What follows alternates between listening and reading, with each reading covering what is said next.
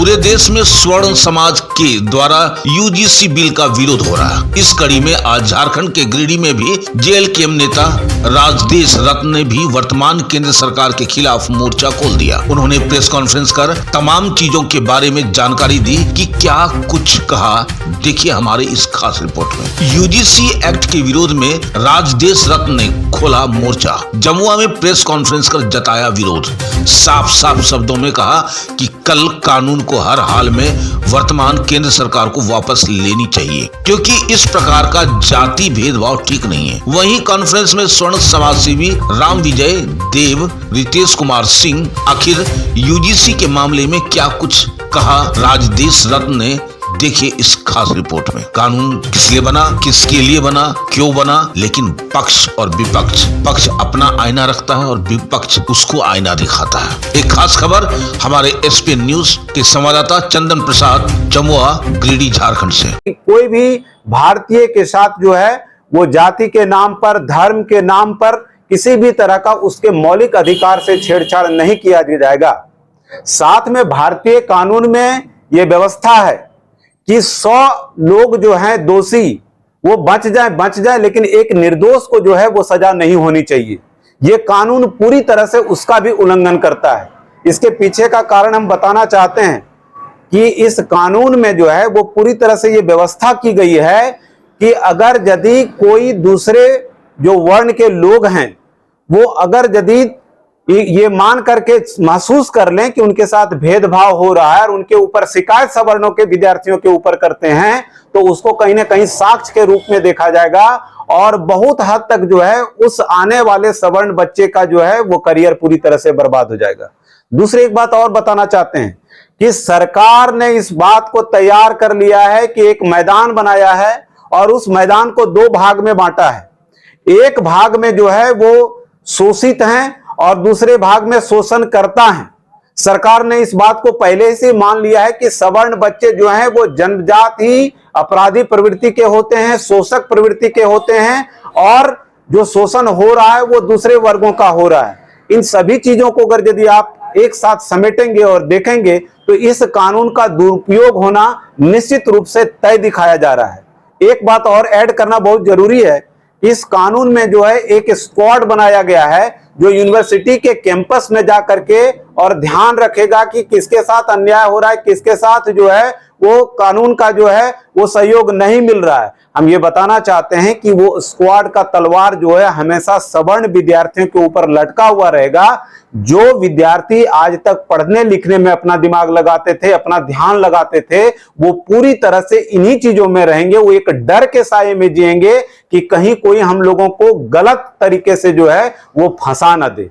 इन लोगों ने शिक्षकों को भी इस कानून से बाहर नहीं रखा है। हमारी पद्धति रही है, मुझे याद है कि बहुत सारे ऐसे लोग होंगे जिनके गुरुजी का जब प्रथा था तो कान पकड़ करके हम लोगों को डांटते थे और मारते थे, और आज उसी का ये परिणाम है कि लोग पढ़ लिख करके आगे बढ़े हैं और एक सम्मान और संस्कार और आपसी भाईचारा जो है वो उपलब्ध है समाज में। लेकिन इस कानून के आने से जो है वो समाज में विच्छेद होगा।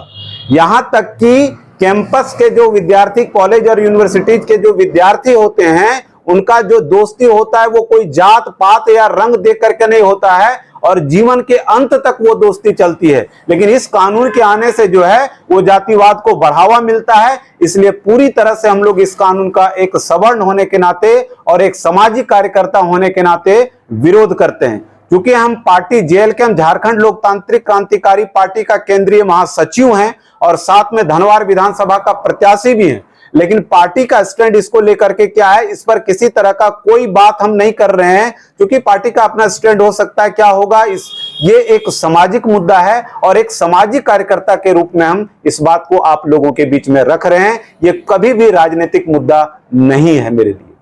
जब 2012 में इस कानून को लाया गया था, लागू किया गया था, तो उस टाइम कुछ ऐसी बातें सामने आई थी, जिसके बाद दोबारा 13 जनवरी 2026 को इस कानून को पूरी तरह से कहीं ना कहीं सवर्णों के विरोध में ला करके खड़ा कर दिया और कहीं ना कहीं इससे देखा जा रहा है कि राजनीतिक जो सरगर्मियां वो भी कहीं ना कहीं स्कूल पकड़ लिया। इस पे क्या कुछ कहना चाहते हैं कि 2012 और 2026 में क्या अंतर है? देखिए, स्पष्टता से आपको बताना चाहते हैं कि शिक्षा के सिद्धांत के साथ छेड़छाड़ करना उचित नहीं है।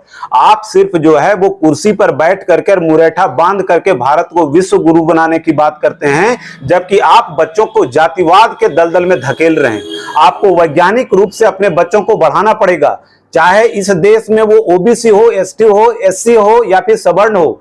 बच्चों में जो है वो टैलेंट की कोई कमी नहीं है, लोग आगे बढ़ना चाहते हैं। लेकिन ये सरकार ऐसी है जो पहले हिंदू मुसलमान को लड़ाती थी, अब हिंदुओं को आपस में लड़ा करके और अपने एजेंडा को तय कर रही है। हम लोग मानते हैं कि 2012 का कानून जो है पूरी तरह से सफल कानून है, और इस तरह का नया छेड़छाड़ जो है वो कहीं ना कहीं जो है वो घातक है समाज के लिए। और हमको तो डर है कि कहीं पूरे देश को जो है वो गृह युद्ध के एक ऐसे व्यवस्था में ये लोग ना ढकेल दें। आज जैन जी की बात हो रही है पूरे दुनिया में, और हम लोग क्या कर रहे हैं, अपने बच्चों को हम लोग जातिवाद का जो है वो एक कानून बना करके और उनको थमा रहे हैं। आपसी प्रेम को, भाईचारा को समाप्त करने की बात कर रहे हैं। इसलिए इस कानून का विरोध होना हर किसी के लिए जरूरी है। एक बात और अपने तरफ से मैं ऐड करना चाहते हैं, हमारा, पहले मैंने कहा कि हमारा विरोध जो है वो ओबीसी से नहीं है, एसटी एससी से नहीं है, हमारा विरोध जो है वो सरकार से है। क्योंकि हम भगत सिंह के पालन करने वाले लोग हैं, और हम लोग मानते हैं कि सत्ताधारी और जो लोग कानून का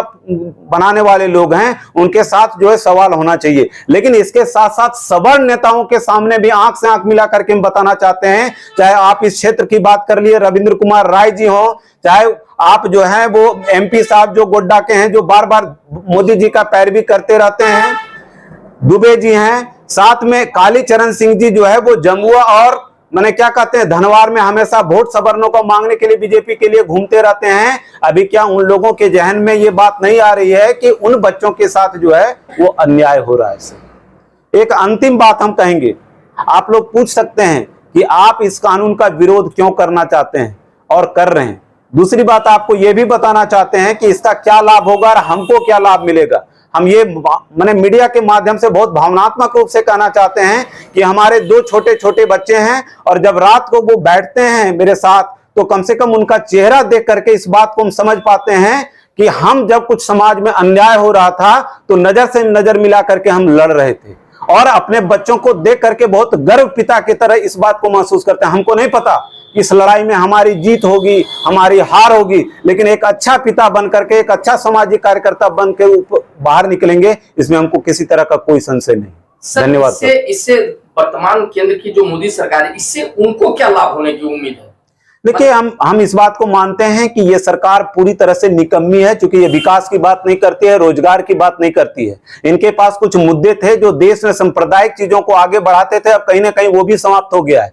तो आप जब किसी को लड़ाने की प्रवृत्ति रहती है तो जब लोग देखेंगे, आप अपने घरों में भी देखेंगे, अगर कोई लड़ाने वाले लोग रहते हैं तो जब वहां पर समाप्त हो जाता है, अंत में वो अपने घर की ओर भी लौट करके आते हैं। ये पहले हिंदू मुसलमान की लड़ाई करवाए, अब हिंदुओं को आपस में बांट करके और वोट बैंक साधने का प्रयास कर रहे हैं। एक लास्ट सवाल होगा सर, इस पर आप इस समाज, मतलब जो स्वर्ण समाज है, इसका क्या भूमिका रहेगा इस कानून के ऊपर? देखिए, स्पष्टता से आपको बताना चाहते हैं कि सवर्ण समाज अगर यदि आज भी सोया हुआ रहा, आज भी सिर्फ जो है वो गाड़ियों पर बैठ करके और मैंने क्या कहते हैं बंदूक और मोटे मोटे सोने के चैन को चमका करके रील बनाते रहा, तो ये दूर नहीं है जब पूरी तरह से एक मानसिक गुलामी उनके बच्चों का इंतजार कर रही है, और उनको इसके खिलाफ जो है वो आवाज उठानी ही चाहिए। नहीं तो हर सवर्ण पर जो है वो हमको लगता है कि आने वाले समय में उनके बच्चों का भविष्य पूरी तरह से, जिस तरह ये काला कानून है वैसे उनका भविष्य भी काला होने जा रहा है। सवर्णों का देखा जा रहा है, सैकड़ों विधायक है, सांसद है, लेकिन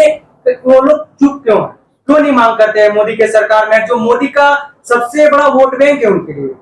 देखिए, हमको लगता है कि सभी लोग जानते हैं कि नरेंद्र मोदी जी हों या अमित शाह जी हों, उनके पास एक चाबुक है, और उस चाबुक से जो है ये मानसिक गुलाम जो सवर्ण के नेता हैं उनको वो लगातार पीटते रहते हैं, उनके मुंह को बंद किया जाता है। हमने निशिकांत दुबे जी का ट्वीट देखा, निशिकांत दुबे ने बढ़ चढ़ करके मोदी का इस मामले में समर्थन किया। क्या निशिकांत दुबे जी मीडिया में आकर के इस बात को बता सकते हैं कि जो जो उसमें मेंशन किया गया है वो संविधान 14, 15 और 21 आर्टिकल का उल्लंघन नहीं कर रहा है? ये लोग इस बात का संदेश देते हैं कि 10% EWS जो है वो सवर्णों को मिला है। क्या सवर्ण गरीब नहीं है क्या?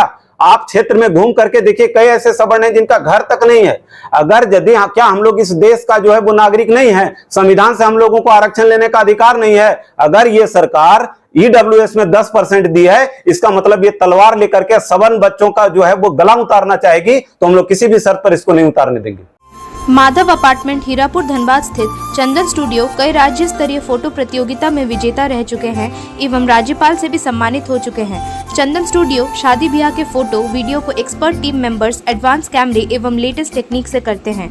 हमारे यहाँ video editing, photo retouching, black and white photo से कलर फोटो, नेगेटिव से पॉजिटिव फोटो, पुराने कैसेट सीडी से पेन ड्राइव में कन्वर्ट, धुंधला फोटो को नया फोटो तैयार करना, न खराब होने वाला बेहतरीन तरीके का हर साइज में फोटो लैमिनेशन के अलावा सब्लिमेशन प्रोडक्ट जैसे coffee mug, water bottle, T shirt, cushion, घूमने वाले फोटो फ्रेम, एल्बम व अन्य आइटम भी हमारे यहाँ उपलब्ध है। हमारा पता Chandan studio Madhav apartment near SBI ATM Hirapur Dhanbad. Phone number 9431162737 एवं 7004043418। आप देख रहे हैं सब पर नजर। धन्यवाद।